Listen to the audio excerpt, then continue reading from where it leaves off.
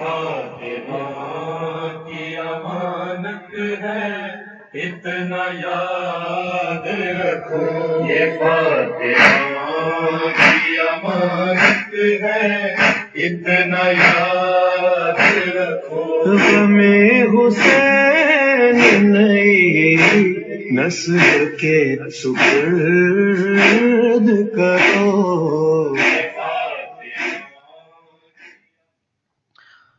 ماشاء اللہ، لا حول ولا قوة الا باللہ العلی العظیم۔ اعوذ باللہ من الشیطان الرجیم، بسم اللہ الرحمن الرحیم۔ الحمد للہ رب العالمین، والصلاة والسلام علی جمیع الانبیاء والمرسلین، خصوصاً علی نبینا وشفیع ذنوبنا وحبیب قلوبنا وطبیب نفوسنا ابی القاسم محمد، اللہم صل علی محمد وآل محمد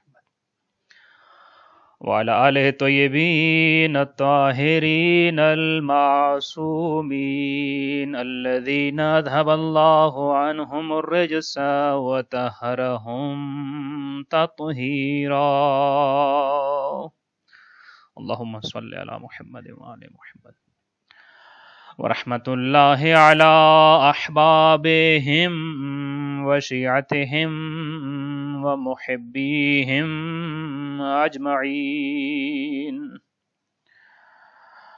ولعنۃ اللہ علی اعدائہم وغاصب حقوقہم وظالمیہم ومنکر فضائلہم من یوم ظلمہم الی ابد العابدین، اما بعد فقد قال اللہ تبارک وتعالی فی کتابہ المجید وفرقانہ الحمید وقولہ الحق وہو اصدق القائلین۔ بسم اللہ الرحمن الرحیم، یا ایہا الذین آمنوا اتقوا اللہ ولتنظر نفس ما قدمت لغد صلوات، اللہم صل علی محمد وآل محمد۔ دعا ہے خالق کائنات سلسلہ اعضاء میں ہماری کی گئی اس کاوش کو اپنی بارگاہ میں منظور و مقبول فرمائے، اور اس کاوش میں شریک جتنے بھی لوگ ہیں ان تمام لوگوں کی، چاہے وہ سننے والے ہوں، چاہے وہ بیان کرنے والے ہوں، چاہے کسی اور بھی طرح کا تعاون جس کسی نے بھی اس میں شامل کیا ہے، خالق کائنات ان تمام لوگوں کی تمام دلی خواہشات اور جائز شرعی خواہشات کو پورا فرمائے، تمام امتحان اور کامیابیوں میں کامیابی عطا فرمائے، ہر طرح کی مصیبتیں اور مشکلات کربلا والوں کی مشکلات کے صدقے میں دور فرمائے، اور ایسے تمام دوستوں کا جو فرش اعضاء میں یا سلسلہ اعضاء میں کسی بھی جگہ کہیں بھی کوئی بھی حصہ ڈال رہے ہیں، خالق کائنات ایسے تمام دوست احباب کا خاتمہ بالخیر فرمائے۔ اپنی دعاؤں کی قبولیت کے لیے درود بھیجیے گا محمد و آل محمد پر، اللہم صل علی محمد و آل محمد۔ ہمارا عشرہ محرم الحرام کا موضوع ہم نے جو اپنے لیے قرار دیا ہے وہ ہے تیسری دنیا یا تیسرا عالم۔ کل اس کی وضاحت پیش کی کہ تیسری دنیا اور تیسرے عالم سے ہماری مراد قبر کا عالم، قبر کی دنیا اور برزخ کی دنیا ہے، اور اس حوالے سے کچھ گزارشات آپ کے سامنے عرض کی تھیں۔ اور آخری چیز جہاں ہم نے چھوڑا اور جہاں سے ہم اسی جگہ سے سلسلہ کلام کو شروع کریں گے کہ امام حسن عسکری علیہ الصلوۃ والسلام نے اپنے سے پوچھنے والے ایک سوال پوچھنے والے کو جو ارشاد فرمایا تھا جواب کہ اگر آپ کا ذہن آمادہ نہیں ہوا موت کے لیے، اگر آپ قبر میں لیٹنے کے لیے خود کو تیار نہیں کر پا رہے، اگر قبر کے لیے، برزخ کے لیے اور موت کی آخری ہچکیوں کے لیے، زندگی کی آخری ہچکیوں کے لیے آمادہ نہیں ہیں، تیار نہیں ہیں، مینٹل پریپیرنس نہیں ہے، تو اس کی وجہ یہ ہے کہ کہیں نہ کہیں یا تو کسی کا حق ہے جو آپ کے پاس آ گیا، یا آپ نے کچھ ناجائز مال و دولت اور ناجائز اسباب اکٹھے کر لیے ہیں، یا پھر کسی چیز سے ناجائز اور غیر روا اٹیچمنٹ کر لیا ہے آپ نے. یہی 3 وجہیں ہو سکتی ہیں. اور اگر جب یہ 3 وجہ نہیں ہوتی ہیں پھر یقین جانیے کل آپ کے سامنے عرض کیا تھا کہ مولا علی علیہ الصلوۃ والسلام فرماتے ہیں کہ کوئی فکر نہیں ہے، کوئی فاقہ نہیں ہے، کوئی غم نہیں ہے، کوئی پرواہ نہیں ہے کہ موت میرے تعقب میں میرے پاس آ جائے یا میں موت کے اوپر وارد ہو جاؤں. کوئی فاقہ نہیں، کوئی فکر نہیں ہے، کوئی فرق نہیں پڑے گا. اور جب یہی سچویشن ہوتی ہے، جب کوئی اٹیچمنٹ نہیں، کسی کا حق بھی نہیں دبایا ہوا، کوئی ناجائز چیز بھی اکٹھی نہیں کی رکھی ہوئی، تو پھر یقیناً ہمارے ذہنوں میں مولا علی علیہ الصلوۃ والسلام کا وہ فرمان ذہن میں آتا ہے کہ واللہ لابن ابی طالب آنس بالموت بثدی امہ. خدا کی قسم، علی ابن ابی طالب علیہ الصلوۃ والسلام فرماتے ہیں خدا کی قسم ابو طالب کا بیٹا موت سے یوں مانوس ہے جیسے بچہ اپنے ماں کے دودھ کے ساتھ مانوس ہوتا ہے.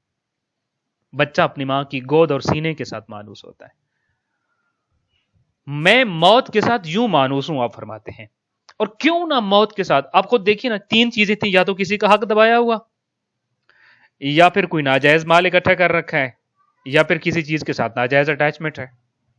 2 مواقع نظر آتے ہیں علی ابن ابی طالب علیہ الصلوۃ والسلام کی. اگر آپ تیاری دیکھنا چاہتے ہیں آپ موت کے لیے کیسے تیار ہوتے تھے، 2 موقع سامنے رکھیے.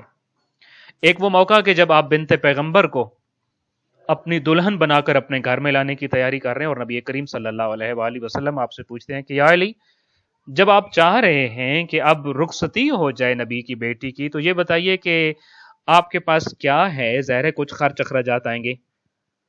تو آپ علیہ الصلوۃ والسلام نے فرمایا یا رسول اللہ میرے حالات آپ کے سامنے پوشیدہ نہیں ہیں، سب آشکار ہے، آپ جانتے ہیں. فرمایا میرے پاس تو صرف 3 چیزیں ہیں.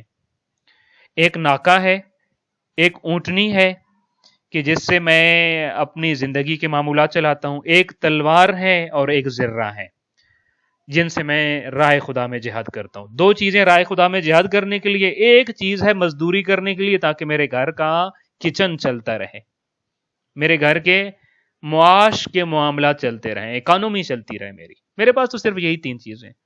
تو نبی کریم صلی اللہ علیہ وآلہ وسلم نے خوبصورت فیصلہ صادر فرمایا کہ یا علی، اونٹنی آپ کے معاش کے لیے، آپ کے اکانومی کے لیے ضروری ہے، تلوار آپ کے جہاد کے لیے ضروری ہے. آپ جیسے بہادر کے پاس اگر ذرہ نہ بھی ہوئی تو پرواہ نہیں ہے، ذرہ کو بیچ دیجئے. یہ علی ابن ابی طالب علیہ الصلوۃ والسلام کا کل سرمایہ ہے. اچھا ایک بات ہو سکتی ہے کہ مولا علی علیہ الصلوۃ والسلام چونکہ موت کے لیے آمادہ کیوں ہے؟ چونکہ اپنے اوپر بوجھ نہیں ہے، کسی کا حق نہیں ہے، کوئی اٹیچمنٹ دنیا سے صرف یہی کچھ لیا ہوا ہے. یہ ایسا نہیں ہے کہ یہ اس دور کی بات ہے کہ جب مدینہ میں مسلمان غریب تھے اور علی ابن ابی طالب علیہ الصلوۃ والسلام کے پاس ظاہر ہے تھوڑی بہت چیزیں ہی ہوتی ہوں گی. آپ حاکم وقت بن گئے، آپ خلیفہ بن گئے. خلیفہ بن کے جب آپ نے دارالحکومت کو اور اسلامک اسٹیٹ کو جو ہے وہ ریاست مدینہ کا جو کیپٹل تھا اور دارالخلافہ تھا، اس کو جب کوفہ منتقل کیا تو کوفہ کے لوگ آپ کے استقبال کے لیے آئے. کوفہ میں جب آپ انٹر ہوتے ہیں تو وہاں پہ انٹر ہوتے ہوئے آپ نے اہل کوفہ سے خطاب کیا اور ان لوگوں سے خطاب کرتے ہوئے بھی اسی سے ملتا جلتا ایک جملہ ارشاد فرمایا. آپ نے فرمایا کہ کوفہ کے لوگوں، ابو طالب کے بیٹے کی ایک بات سن لو، یا اہل الکوفہ اذا انا خرجت من عندکم بغیر رحلی و راحلتی و غلامی فانا خائن. دیکھ لو میں آج کوفہ کس حالت میں تمہارے پاس آ رہے ہوں، جس حالت میں آج میں کوفہ آیا ہوں. کل کو جب میں یہاں کوفہ سے جاؤں گا یا جب میرا میت اٹھے گا، میری حالت بدل گئی تو سمجھنا علی نے خیانت کی ہے تمہارے ساتھ. فرمایا آؤ میں تمہیں اپنی حالت خود بتاتا ہوں، اور میری کوفہ سے واپس جانے کی حالت کو تم خود دیکھنا پھر کیا ہوگی. جب میں یہاں پر آیا ہوں تو میرے پاس ایک سواری ہے، ایک تلوار ہے اور ایک غلام ہے، اس کے علاوہ کچھ اور نہیں ہے. اذا انا خرجت من عندکم، جس دن میں یہاں سے اٹھ جاؤں گا، چلا جاؤں گا، اور تم دیکھو بغیر رحلی و راحلتی و غلامی، میرے غلام کے علاوہ کچھ اور میں نے پراپرٹی بنا لی، میری تلوار اور میری سواری کے علاوہ کوئی اور چیز علی کی پراپرٹی میں، ملکیت میں، جائیداد میں کچھ اور ملا تو سمجھنا علی خیانت کر گیا تم لوگوں کے ساتھ. اب جس کے پاس ساری زندگی کا سرمایہ یہ ہو، اب خود بتائیے اس کو موت سے کیوں ڈر لگے گا؟ وہ تو موت کے لیے تیار بیٹھا ہے. اس نے تو اتنا زیادہ راہ اٹھایا ہے کہ آسانی سے موت کو گلے لگا سکے. سو اب جب ہم یہ دیکھتے ہوتے ہیں کہ مولا علی علیہ الصلوۃ والسلام بارہا کہتے ہیں کہ پرواہ نہیں، موت مجھ پہ آ جائے، میں موت کے منہ میں چلا جاؤں، اور پھر کہتے ہیں کہ میں موت سے اس قدر مانوس ہوں جیسے بچہ شیر مادر کے ساتھ ہوتا ہے اور ماں کے سینے کے ساتھ جیسے بچہ مانوس ہوتا ہے، میں تو یوں موت کے ساتھ مانوس ہوں۔ وجہ کیا ہے؟ اور میں اور آپ کیوں مانوس نہیں ہیں؟ اس وجہ کو تلاش کیجیے ان دو واقعات کے اندر، اور یہ دو واقعات ہیں کہ جو ہمیں موت کے لیے آمادگی کی طرف جو ہے تیار کرتے ہیں۔ مولا علی علیہ الصلوۃ والسلام سے ہی پوچھتے ہیں کہ مولا ہم متوجہ نہیں تھے کہ ہم نے اپنے آپ کو ذہنی طور پر موت کے لیے آمادہ کرنا ہے، مگر اب ہم متوجہ ہوئے، اب جب ہم اپنے آپ کو موت کے لیے تیار کرنا چاہتے ہیں، تیسری دنیا میں جانے کے لیے اپنے آپ کو تیار کرنا چاہتے ہیں، اور ہم چاہتے ہیں اس تیسرے عالم میں جائیں، وہاں ہمارا محل ہو، وہاں ہماری جائیداد ہو، وہاں ہماری پراپرٹی ہو، وہاں ہمارے پاس سہولیات ہوں، وہاں بیابانی نہ ہو، وہاں تاریکی نہ ہو، وہاں تنہائی نہ ہو، اور وہاں وہ جگہ مجھے جنت کے باغوں میں سے ایک باغ کی طرح مل جائے اور عطا ہو جائے، تو کیا کروں؟ یہ جو پریپیرنس کرنا ہے، موت کی تیاری کرنی ہے، آمادگی کرنی ہے، مولا کون سی چیز ہے کہ جو بنیاد بنے گی میری تیاری کی؟ تو امام علیہ الصلوۃ والسلام کے دو ارشادات ہیں کہ جو ذہنی آمادگی ہے جو موت کی، اس کی بنیاد بنتے ہیں۔ پہلا فرمان جو آپ نے امام حسن علیہ الصلوۃ والسلام کو فرمایا، آپ نے اپنے بیٹے امام حسن علیہ الصلوۃ والسلام کو مخاطب کرتے ہوئے وصیت میں ارشاد فرمایا تھا کہ بیٹا حسن، خلقت للفناء لا للبقاء، ہر وقت اپنے آپ کو ایک بات بتاؤ، تم یہاں رہنے کے لیے نہیں آئے ہو بلکہ یہاں سے جانے کے لیے آئے ہو۔ تم یہاں سے فنا ہو جاؤ گے، یہاں باقی نہیں رہو گے، تمہاری بقا کسی اور عالم میں ہے۔ خلقت للفنا، اس عالم میں تم ختم ہونے کے لیے آئے ہو، فنا ہو جانے کے لیے آئے ہو۔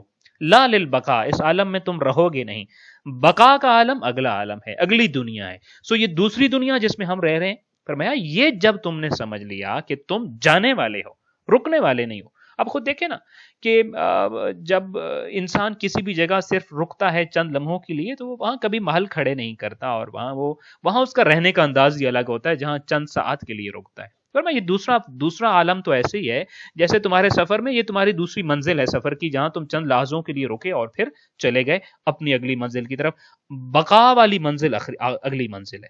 ایک چیز یہ، دوسرا جو جملہ ارشاد فرمایا کہ جس سے ہمیں آمادگی ہوتی ہے، موت کی تیاری کی طرف ہمارا ذہن بنتا ہے، آپ نے فرمایا اِنَّ لِلَّهِ مَلَكًا يُنَادِي كُلَّ يَوْمٍ، ایک فرشتہ خدا ہے، ہر روز ایک آواز بلند کرتا ہے، ایک صدا بلند کرتا ہے، لِدُوا لِلْمَوْتِ وَاجْمَعُوا لِلْفَنَاءِ وَابْنَوْا لِلْخَرَابِ۔ یہ مولا کا یہ جملہ نہج البلاغہ میں 2 مرتبہ آیا ہے کہ ایک اللہ کا فرشتہ جو 3 آوازیں بلند کرتا ہے، روزانہ ایک آواز بلند کرتا ہے جس میں 3 اعلان ہوتے ہیں، 3 اعلان کرتا ہے، 3 باتیں بتاتا ہے لوگوں کو، کہتا ہے اے لوگو لدو للموت، پیدا کرو موت کے لیے، لدو ولادت سے نکلا ہے، للموت موت کے، وجمع للفنا، اور جمع کرو فنا ہو جانے کے لیے، جمع کرو اکٹھا کرو ختم ہو جانے کے لیے، وابنوا للخراب، اور جو مرضی ہے بناؤ مگر ذہن میں رہے اس نے خراب ہو جانا ہے، جو مرضی ہے جمع کرو ذہن میں رہے فنا ہو جائے گا، اور جو بھی اس دنیا میں آتا ہے وہ موت کے لیے آتا ہے۔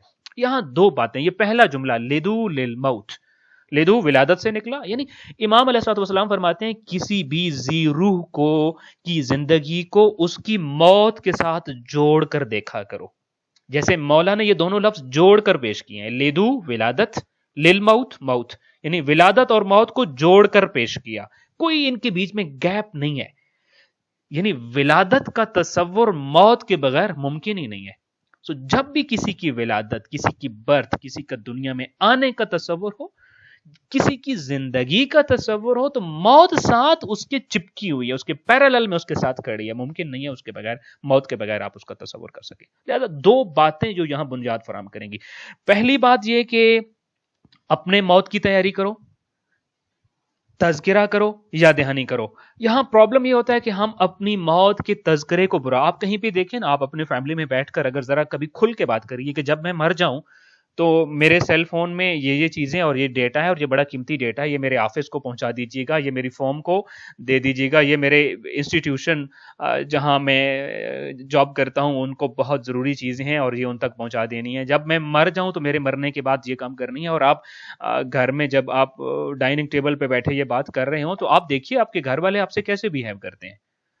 ہمارے ہاں موت کا تذکرہ اور موت کی یاد دہانی یا موت کے اوپر بات کرنے کو جرم سمجھا جاتا ہے. کبھی بھی اور وہ کسی کے سامنے آپ بات کریے ولا حول ولا قوت الا باللہ پڑے گا، وہ فوراً کہے گا کیسی باتیں کر رہے ہیں آپ. اور فیملی میں بات کریں گے تو وہ شاید یہ بھی کہیں کہ کہیں آپ کا دماغ تو ٹھیک ہے، آپ کیا بات کر رہے ہیں موت کے بارے میں. موت کے بارے میں بات وہی کرے گا جو عقل مند ہے، جس کا دماغ ٹھکانے پہ ہے. موت کو تو فراموش جو کر بیٹھا ہے اسی کا دماغ ٹھکانے نہیں ہے، جو فراموش کر کے بیٹھ گیا ہے، جو منزل پر نہیں رک گیا، سفر میں رک گیا ہے. جو سفر میں رک جائے وہ کب عقل مند ہوتا ہے. لہٰذا پہلا مسئلہ یہ کہ ہم موت کو فراموش کر بیٹھتے ہیں. موت کا تذکرہ یعنی اس فرق کو پہچان لیجئے. امام علی علیہ السلام ناج البلاغہ میں فرماتے ہیں دیکھو تم لوگ غلط سمجھے ہو موت کے تذکرے کو. موت کی تمنا بری ہے، موت کی یاد بری نہیں ہے. انشاءاللہ تعالی ہمارا کل کا جو لیکچر ہوگا اور مجلس ہوگی وہ موت کی یاد کے بارے میں ہوگی انشاءاللہ تعالی. تو امام نے فرمایا موت کی یاد سے تو دل زندہ ہوتے ہیں. موت کی یاد تو انسان کو ایک ٹریننگ اور تربیت دیتی ہے. موت ہی تو ہے جو انسان کو ٹرین کرتی ہے زندگی گزارنے کے لیے. سو موت کی یاد دہانی بہت اچھی ہے، موت کا تذکرہ بہت اچھا ہے، موت کو یاد کرنا، موت کے اوپر بات کرنا بہت اچھا ہے، لیکن موت مانگنا اچھا نہیں ہے، موت کی تمنا اچھی نہیں ہے. اس فرق کو ذہن میں رکھیے. آپ اپنی فیملی میں ضرور موت کی بات کیجئے تاکہ آپ کے بچوں کو پتا چلے کہ موت کے لیے آمادہ رہنا ہے ہمیں. میں یہی عرض کر رہا ہوں، ہمارا پرابلم یہ پہلی بات یہ کہ ہم خود موت کے لیے آمادہ نہیں، موت پہ بات نہیں کر سکتے، موت کو سوچ نہیں سکتے. ایک لمحے کو سوچے نا، یہ عالم جس میں زندگی گزار رہا ہوں، میرا یہ گھر، میرا ریلیٹیو اور میرا سرکل اور میرے حلقہ احباب اور جہاں جہاں تک میرا اثر و رسوخ ہے، ایک دن جب میں نہیں ہوں گا تو میرے بعد یہ کیسا ہوگا. یعنی اپنے بعد کی دنیا چونکہ ہم تصور کر سکتے ہی نہیں ہے، ہمارا کوئی اس سے لینا دینا نہیں ہے نا، ہم اس تصور ہی نہیں کر سکتے، اپنا اٹھنا تصور نہیں کر سکتے.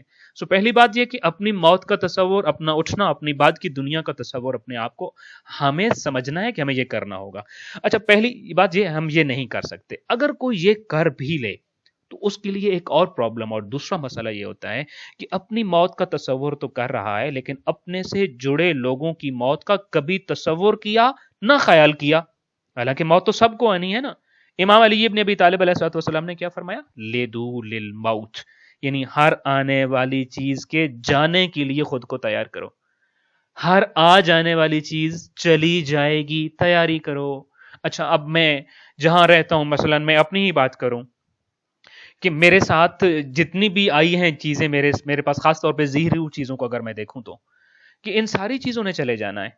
میرے ماں باپ، میرے بہن بھائی، میرے ریلیٹیو، میرے گھر میں میرے بیوی بچے، میرے دوست، میرے احباب، میرے کولیگز، جتنے بھی لوگ ہیں، لیدو للموت، ہر آنے والی چیز کے جانے کے لیے خود کو آمادہ کر لو. اب جب ہم لیدو للموت کا یہی تصور ہے، ہر ولادت والی چیز کی موت کا تصور کرو، چونکہ موت کا تصور ولادت سے جڑا ہوا ہے. کسی کی موت کا تصور اور تیاری اس کی ولادت سے شروع ہو جاتی ہے. لہذا خود کو دھوکہ مت دیجیے، موت کی تیاری کیجیے. ہر اس وجود کے لیے جو اس دنیا میں آیا ہے اس کی موت کی تیاری کیجیے. ہمارا پرابلم یہاں بہت بڑا معاشرے میں یہ آتا ہے، ہم اپنے لیے تو پھر بھی شاید موت کا تصور کر لیں، اپنے سے جڑے ہوئے کسی اور رشتے کی موت کا تصور نہیں کر سکتے ہیں. ائمہ اہل البیت علیہ السلام کی تعلیمات یہ کہتی ہیں موت کا تذکرہ کیجیے. اور کس کی موت کو سوچیے؟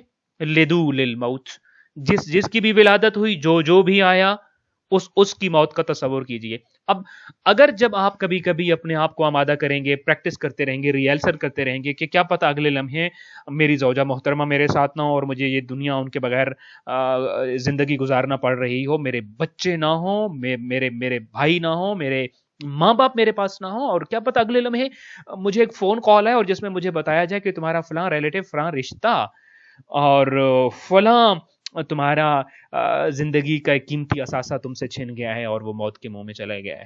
تو کیا میں اس کے لیے آمادہ ہوں؟ لیدو للموت، موت کے لیے تیاری کرو. عموماً یہ کہا جاتا ہے کہ ہم موت کی تیاری صحیح سے نہیں ہو پاتی، یا آپ کہہ لیجیے موت کی تیاری سے لوگ بھاگتے ہیں، موت کے تذکرے سے بھاگتے ہیں، چونکہ موت ایک دکھ دینے والی چیز ہے، اور موت ایک ایسی چیز ہے جس سے وحشت ہوتی ہے، جس سے ڈر آتا ہے، جس سے خوف آتا ہے۔ یہ موت کا تصور ٹھیک نہیں ہے۔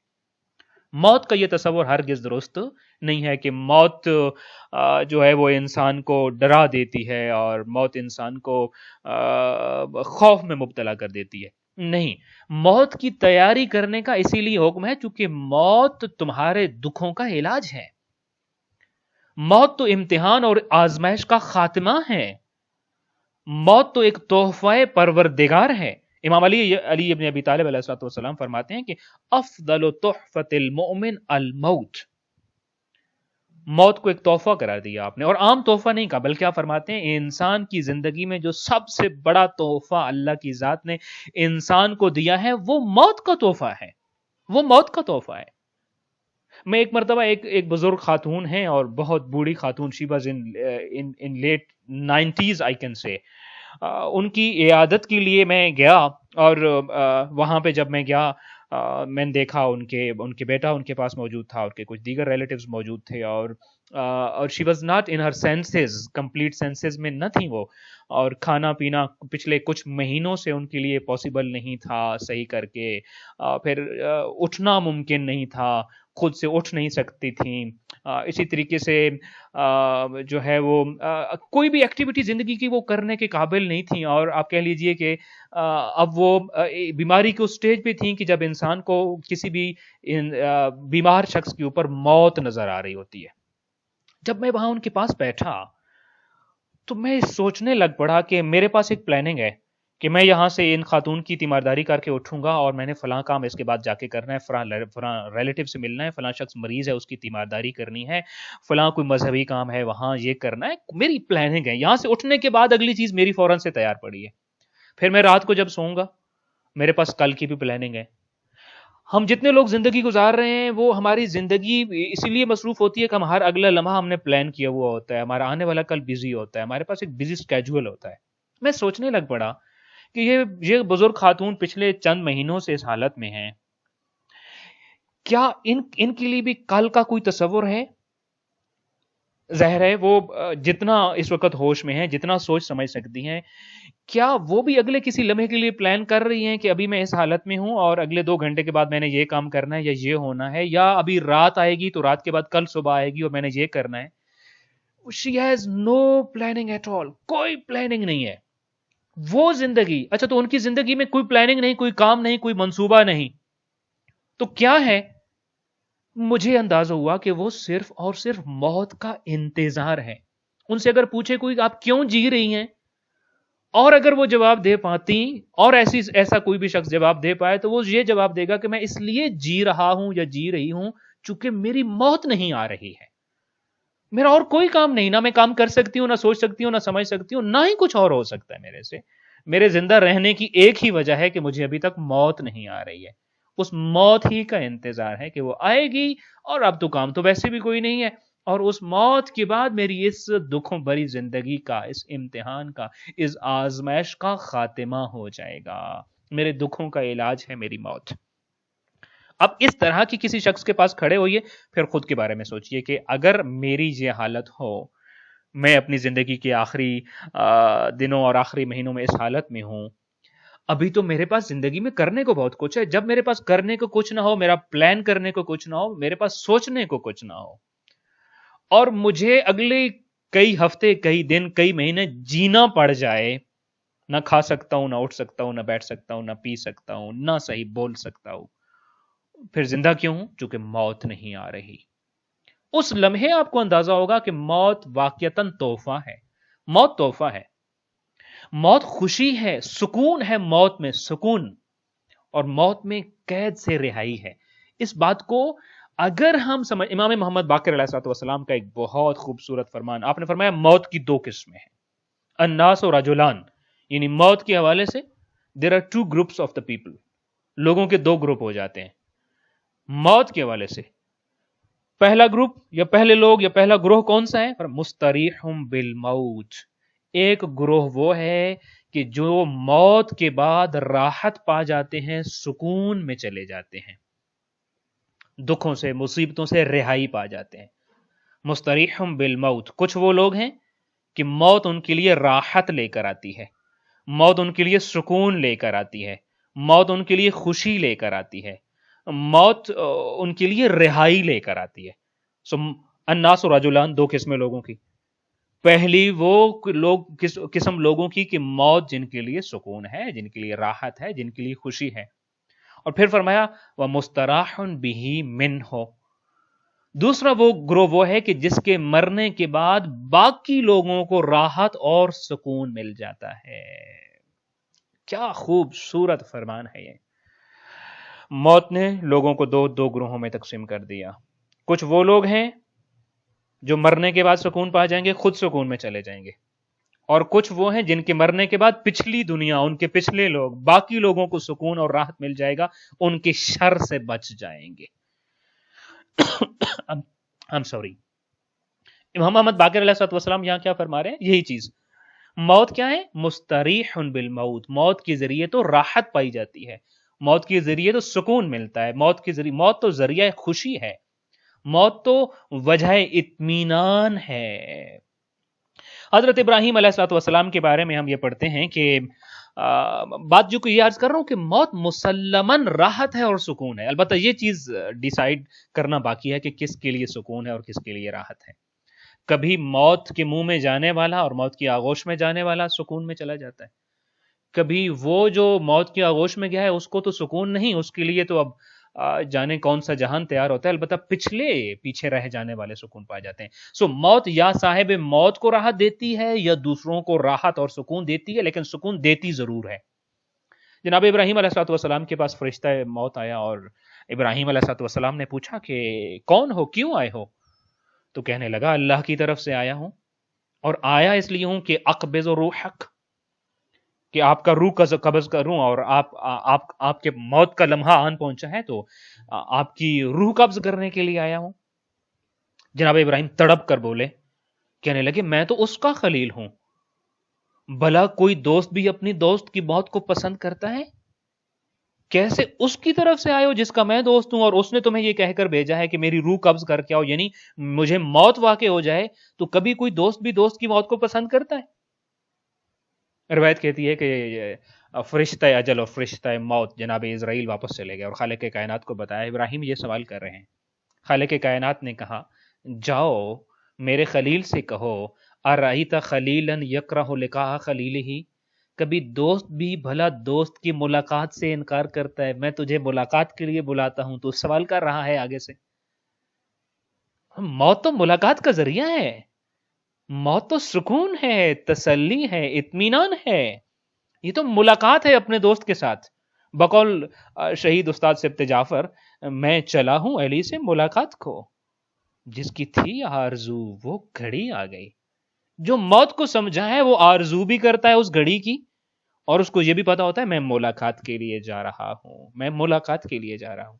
تو یہی جملہ جناب ابراہیم علیہ الصلوۃ والسلام کو کہا گیا کہ یہ آپ یہ کہتے ہو کہ کوئی دوست کی موت کو پسند نہیں کرتا. ذرا آپ بھی ایک سوال کا جواب بتا دیجئے.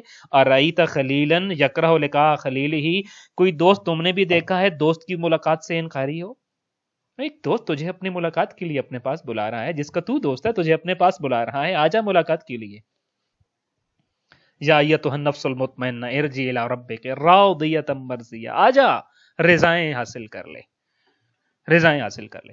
ایک روایت کتاب توحید میں شیخ صدوق نے اور القافی میں شیخ کلینی نے امام صادق علیہ الصلوۃ والسلام سے نقل کی ہے کہ امام فرماتے ہیں کہ کسی نبی کی قوم اپنے نبی کے پاس آئی اور ان سے کہا کہ ادعو لنا ربک یرفع عنا الموت، اے نبی خدا ہمارے لیے خدا سے دعا مانگیے کہ خالق کائنات ہماری موت کو اٹھا لے، زندگی ہو موت ختم ہو جائے. یعنی ہمارے اوپر، ہم جو آپ کی قوم ہیں، ہمیں زندگی ملے موت نہ ملے، موت ہمارے اوپر ختم ہو جائے، موت نہ آئے. نبی نے خالق کائنات سے دعا مانگی، اللہ نے ان کی موت کو ختم کر دیا. فرفع اللہ عنہم الموت، اللہ نے فرمایا موت کا چیپٹر تمہارے لیے بند. تمہارے اوپر موت کبھی نہیں آئے گی، تمہیں زندگی ملے گی، موت نہیں آئے گی تم لوگوں کو۔ اب جب زندگی تو مل رہی ہے، نئے لوگ آ رہے ہیں، آبادی بڑھ رہی ہے، مگر موت کسی کو واقع نہیں ہو رہی۔ امام علیہ الصلوۃ والسلام فرماتے ہیں کہ اب جب یہ سلسلہ چلا تو آبادی بڑھنے لگی، اور آبادی اس قدر بڑھنے لگی کہ اب مکان کم پڑنے لگے، زمینیں کم پڑنے لگیں، علاقہ کم پڑنے لگا۔ اور پھر امام فرماتے ہیں کہ جب موت تو چونکہ آ نہیں رہی، اب لوگوں کا معمول اور زندگی کیسے تھی؟ اب ذرا ان کی زندگی کو دیکھیے۔ امام فرماتے ہیں لوگوں کی زندگی یہ تھی کہ لوگ صبح اٹھتے تھے اور اٹھنے کے بعد پہلے اپنے ماں باپ کا منہ ہاتھ دھلایا، انہیں نہلایا دھلایا، کھانا کھلایا، اور پھر اپنے ماں باپ کے بعد ان کے گرینڈ فادرز جو تھے، چونکہ موت تو کسی کو نہیں آئی نا، ماں باپ بھی زندہ، گرینڈ فادرز بھی زندہ، ان کے ماں باپ بھی زندہ، ان کے ماں باپ بھی زندہ، ان کے ماں باپ بھی زندہ۔ اور پھر جب 80+ میں جب انسان چلا جاتا ہے تو کس حالت میں زندہ ہوتا ہے وہ بھی آپ کو معلوم ہے۔ تو اب صبح اٹھے، منہ ہاتھ دھلایا، ان کو نہلایا دھلایا، اور پھر ہر ایک الگ مرض میں مبتلا ہے، ہر ایک کو اس کے لحاظ سے، اس کی مرض کے لحاظ سے اور اس کی عمر کے لحاظ سے اس کا ناشتہ اور اس کا کھانا تیار کیا۔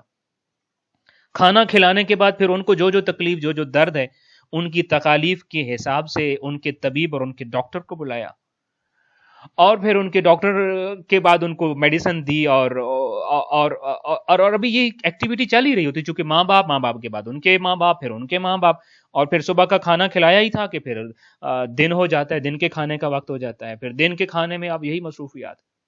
یعنی اب جو جوان ہیں وہ اپنے ان بوڑھوں کو سنبھال رہے ہیں، اور اس قدر مصروف ہو گئے ہیں اور اس قدر مصروفیات ہو گئی ہیں کہ امام علیہ الصلوۃ والسلام فرماتے ہیں کہ طلب معاش کا ٹائم ہی نہیں بچا ان کے پاس۔ فشغلوا عن طلب المعاش فاتوہ، وقت ہی نہیں ہے طلب معاش کے لیے، نہ نوکری پیشے پہ جانے کا وقت نہیں ہے۔ کسی کا کاروبار ہے، تجارت ہے، تو کاروبار کھولنے کی، تجارت پہ جانے کا ٹائم ہی نہیں ہے۔ زراعت، سب کچھ چھوٹ گیا۔ اور مال و رزق کمانے والا جو بھی سورس آف انکم تھا، جو بھی معیشت تھی، اکانومی جیسے بھی چل رہی تھی اس گھر کی، اس کے لیے تو وقت ہی نہیں بچا۔ جتنا وقت ہے وہ تو بوڑھوں کی خدمت میں گزر رہا ہے، اور بوڑھے ہیں کہ موت آتی ہی نہیں ہے۔ امام علیہ الصلوۃ والسلام فرماتے ہیں فشغلوا عن طلب المعاش فاتوہ، جب سلسلہ معاش ٹوٹ گیا، سورس آف انکم ختم ہو گیا، چونکہ گھر کے کام ہی ختم نہیں ہو رہے اور ان بزرگوں کی خدمت ہی ختم نہیں ہو رہی ہے۔ میں پچھلے دنوں بھی ایک انتہائی بزرگ کی عیادت کے لیے موجود تھا، اور کوشش کیجئے بزرگوں کو اپنے معاشرے میں عیادت کے لیے بھی جائیے، ان کو رسپیکٹ بھی دیجئے، چونکہ ہماری مذہبی تعلیمات اور اہل البیت علیہم السلام کے مکتب کی تعلیمات میں یہ ہیں کہ الشیخ فی بیتہ کالنبی فی امتہ، ایک بزرگ کا یوں احترام کیجئے جیسے ایک نبی کا احترام کرتے ہیں۔ بزرگوں کی کمپنی میں ضرور جایا کیجئے۔ میں ایک بزرگ کے پاس وہاں پہ تھا، اور ان کی عیادت کے لیے گیا تو وہ بھی ہوش میں نہیں تھے۔ اب ان کی جو ہے وہ بہو ہیں اور ان کے بیٹے ہیں، اور میں انہی کی صحت کے بارے میں پوچھ رہا تھا، تو مجھے ایک بات بڑی ایک سیکھنے کو جو ملی، وہ یہ تھا کہ وہ کہنے لگے کہ دیکھیے، کہتے ہیں کہ بڑھاپا ایک بچپنا ہے، یہ بچپنا نہیں ہے، یہ بچپنے سے بھی بدتر ہوتا ہے۔ چونکہ آپ کا بچہ جب بچپن میں آپ اس کو کھلا پلا رہے ہوتے ہیں، نہلا رہے ہوتے ہیں، ہر ایک چیز کے لیے کیئر کر رہے ہوتے ہیں، تو آپ بڑے ہوپ فل ہوتے ہیں کہ یہ کچھ عرصے کے بعد کیا کرے گا، بڑا ہو جائے گا، خود سے کھانا شروع کر جائے گا، خود سے چلنا شروع کر دے گا، خود سے چیزیں سیکھنا شروع کر دے گا۔ لیکن آپ کو بزرگوں کے حوالے سے وہ ایلیمنٹ آف ہوپ نہیں ہوتا ان کے حوالے سے آپ کو، بلکہ آنے والا ہر دن، ہر لمحہ پہلے سے ورسٹ ہوتا چلا جاتا ہے۔ اور پھر دوسری چیز کہ بچوں کو آپ تھوڑا ڈانٹ سکتے ہیں، سمجھا سکتے ہیں، ان بزرگوں کو نہ تو آپ ڈانٹ، وہاں تو اف بھی نہیں کہی جا سکتی، اور اب جیسے جیسے ایج گزر رہی ویسے ویسے سمجھنا بھی کم ہوتا جا رہا ہے۔ تو امام علیہ الصلوۃ والسلام بھی یہی فرماتے ہیں، اس طرح کے لوگ جو اس کنڈیشن میں ہیں، وہ ان لوگوں کے پاس ان ابنڈنٹ ہیں، بہت زیادہ ہیں، اور اب وہ زندگی میں تو وقت ہی نہیں ہے کہ اپنے مشاغل زندگی کی طرف چلا جائے۔ تو فَأَتَوْهُ، دوبارہ وہ قوم نبی کے پاس آئی، دوبارہ نبی کے پاس ہے، اور بولے سل ربک ان یردنا الی اجالنا، اپنے رب سے کہیے ہمیں موت والی زندگی دے، ہماری موت ہمیں پلٹا دے، ہمیں موت واپس کر دے۔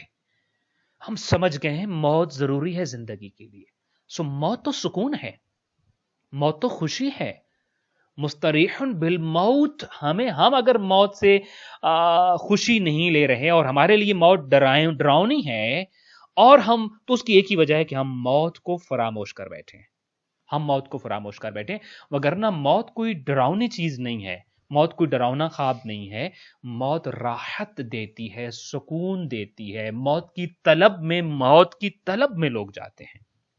اور ہم دیکھتے ہیں کہ یہ موت کی طلب ہی تو تھی. یہ موت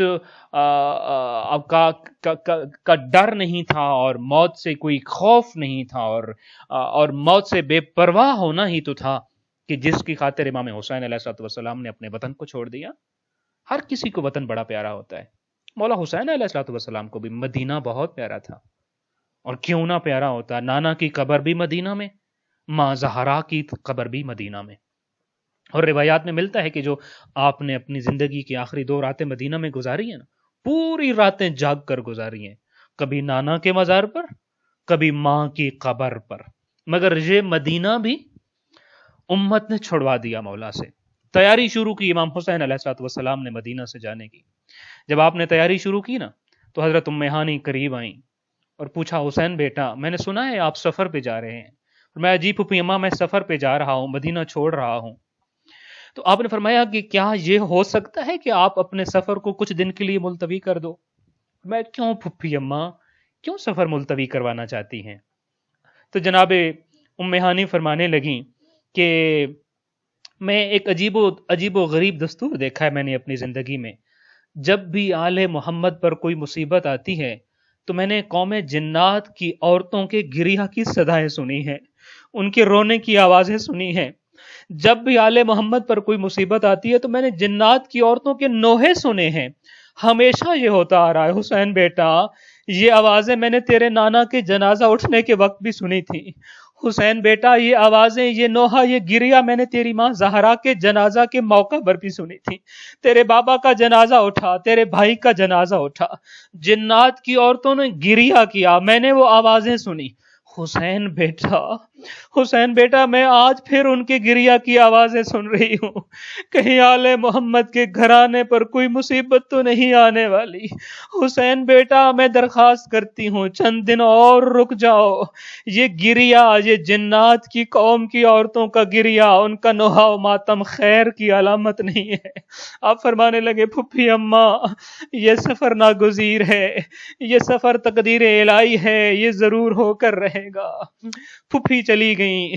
تاریخ میں ملتا ہے کہ جب جناب ام ہانی چلی گئیں تو پھر وہ بی بی آئیں جنہوں نے مولا حسین کو اپنے بچوں کی طرح پالا تھا. جناب ام سلمہ آتی ہیں، اپنی عصا کا سہارا لے کر بی بی آئیں، کہنے لگی حسین بیٹا میں نے سنا ہے آپ سفر پہ جا رہے ہو. میں تمہیں سفر سے منع تو نہیں کرتی، جس طرف تمہارا جی چاہے بیٹا چلے جانا، لیکن عراق کا سفر نہ کرنا. آپ نے پوچھا کیوں نانی اماں؟ حسین بیٹا میں نے تیرے نانا سے سنا تھا عراق کی ایک سرزمین ہے جسے کربلا کہتے ہیں. تیرے نانا بتا گئے تھے کربلا کی زمین پر میرا حسین بلا جرم و خطا مارا جائے گا. کرب و بلا کی سرزمین پر میرا بیٹا پیاسا و بھوکا شہید کر دیا جائے گا. بیٹا حسین عراق کا سفر اختیار نہ کرنا. مولا حسین نے فرمایا نانی اماں میرے نانا نے آپ کو کربلا کی خبر دی تھی نا، میں چاہتا ہوں آپ کو کربلا دکھاؤں.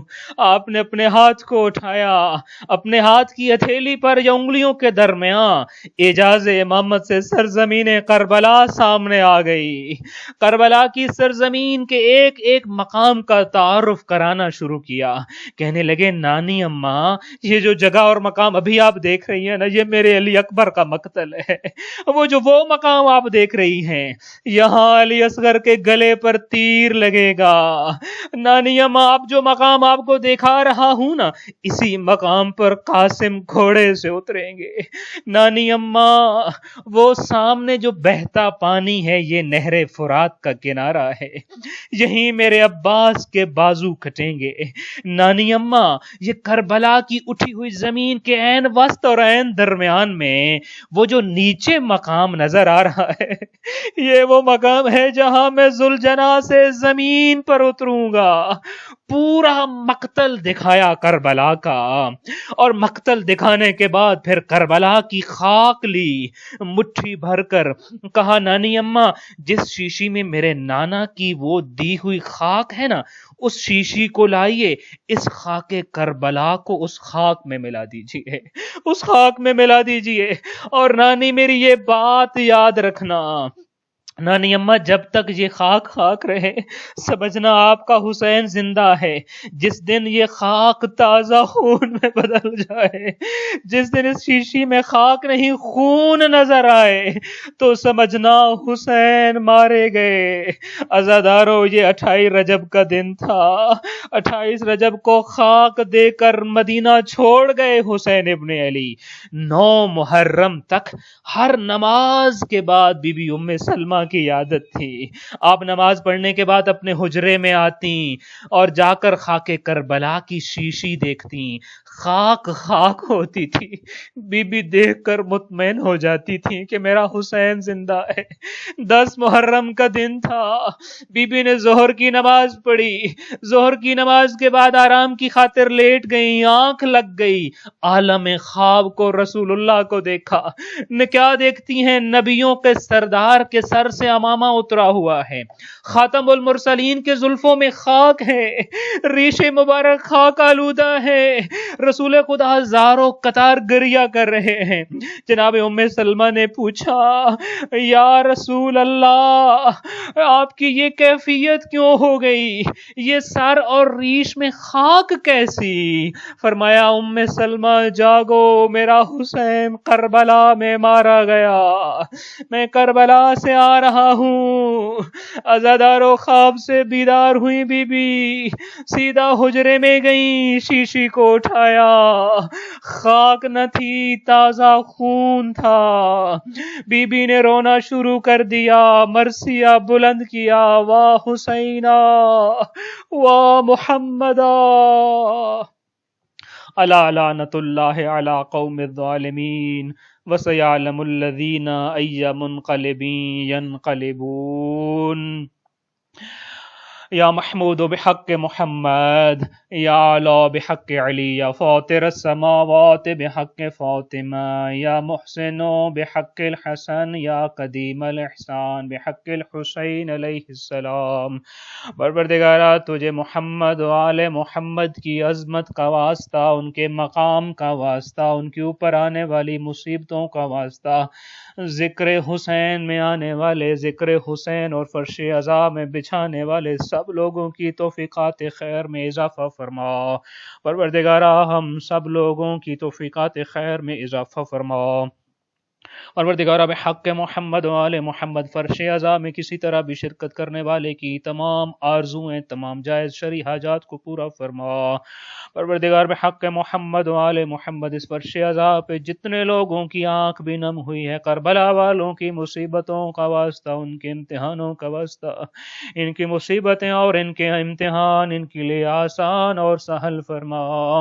پروردگارا کربلا کی محرم کا صدقہ جتنے بھی بے روزگار نوجوان ہیں ان کو روزگار وسیع و حلال عطا فرما۔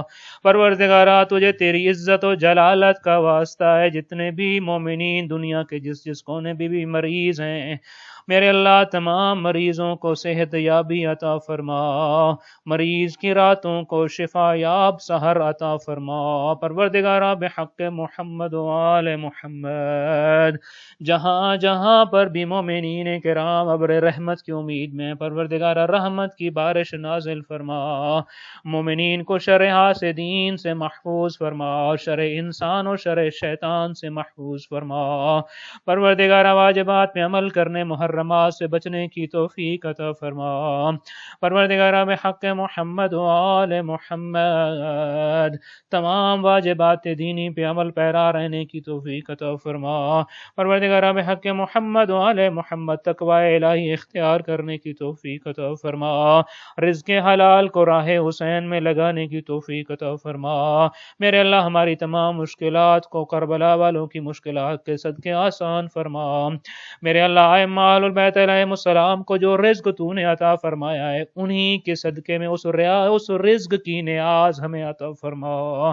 پروردگار بحق محمد و آل محمد اپنے وقت کے امام کی معرفت نصیب فرما، اپنے امام وقت سے رابطے میں رہنے کی توفیق عطا فرما، اپنا سر اپنے مولا و آقا کے قدموں میں رکھنے کی توفیق عطا فرما، اپنے مولا کے آوان و انصار میں سے شمار فرما، اپنے مولا کے سپاہیوں بلکہ جرنیلوں میں شمار فرما۔ مولا مہدی کے ظہور کی راہ ہموار کرنے والوں میں سے شمار فرما۔ پروردگار بحق محمد و آل محمد ہم سب کا خاتمہ بالخیر فرما، خاتمہ بالایمان فرما، حالت ایمان میں موت نصیب فرما، حالت توبہ میں موت نصیب فرما۔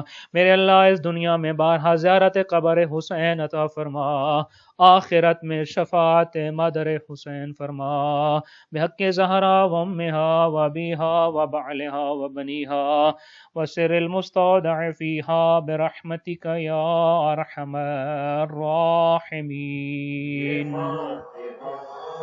کی امانت ہے اتنا یاد رکھو، یہ فاتحہ کی امانت ہے اتنا یاد رکھو، غم حسین نئی نسل کے سپرد کرو۔